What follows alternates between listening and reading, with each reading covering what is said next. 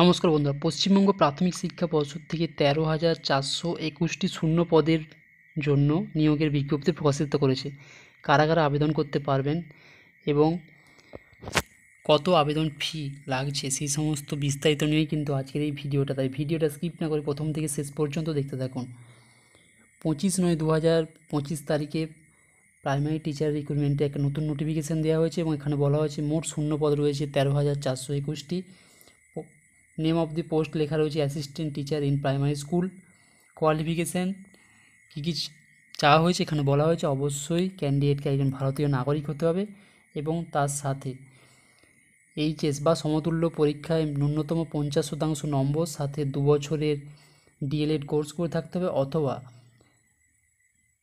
HS বা সমতুল্য পরীক্ষায় 45% নম্বর নিয়ে পাস করে থাকতে হবে এবং সাথে ডিএলএড কোর্স করে থাকতে হবে, অথবা হায়ার সেকেন্ডারি বা সমতুল্য পরীক্ষায় মিনিমাম 50% নম্বর নিয়ে পাস করতে হবে এবং 4 বছরের বিএলএড কোর্স করে থাকতে হবে, অথবা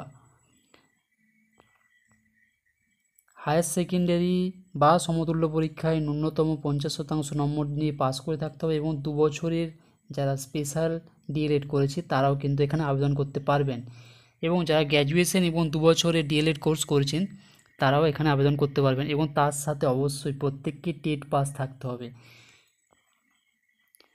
টেট পাসের ক্ষেত্রে যে নিয়মাবলী, সেখানে এসসি, এসটি, ওবিসি এদের ক্ষেত্রে যে কাট অফ যে পাসের যে ছিল 5% লেস ছিল, সেটা থাকলেই তারা আবেদন করতে পারবে। অর্থাৎ টেট কোয়ালিফাই করে থাকলেই প্রত্যেকে আবেদন করতে পারবেন। মিডিয়াম ইনস্ট্রাকশন, অর্থাৎ যে মিডিয়ামে আপনি পড়াতে চাইছেন সেটা মাধ্যমিক এবং উচ্চ মাধ্যমিক লেভেলে আপনাকে পড়ে থাকতে হবে। এজ বয়সের ক্ষেত্রে বলে দেওয়া হয়েছে 1/1/2025 অনুযায়ী 18 থেকে 40 বছরের মধ্যে হতে হবে। যারা SC, ST, OBC A, OBC B, PWD, extreme category, ex serviceman এবং প্যারা টিচার এদের ক্ষেত্রে বয়সের যে ঊর্ধ্বসীমা রয়েছে সরকারি নিয়ম অনুযায়ী সেটা তারা সুযোগ পাবেন। বাকিদের ক্ষেত্রে 1/1/2025 অনুযায়ী 18 থেকে 40 বছরের মধ্যে বয়স হতে হবে। সিলেকশন প্যারামিটারে 50 নম্বরের যে একটা দেওয়া হয়েছে, সেখানে বলা হয়েছে মাধ্যমিক বা সমতুল্য পরীক্ষার জন্য ফুল মার্কস রয়েছে 5, হায়ার সেকেন্ডারি বা সমতুল্য পরীক্ষার জন্য রয়েছে 10, training as specified by NCTE সেটার জন্য রয়েছে 15, টেটের জন্য ওয়েটেজ দেওয়া রয়েছে 5, এক্সট্রা কারিকুলার অ্যাক্টিভিটির জন্য রয়েছে 5, ভাইভা ওসি বা ইন্টারভিউয়ের জন্য রয়েছে 5 এবং aptitude test or teaching experience in case of para teacher.